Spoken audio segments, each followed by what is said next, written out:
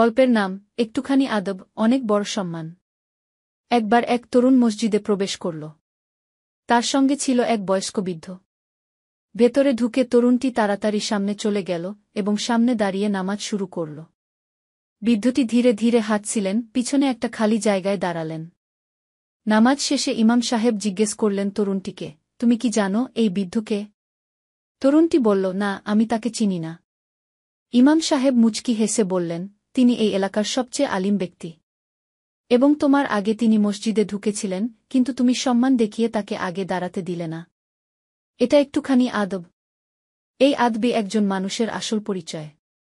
তরুণটি লজ্জিত হয়ে বলল, আমি বুঝতে পারিনি, ক্ষমা করে দিন।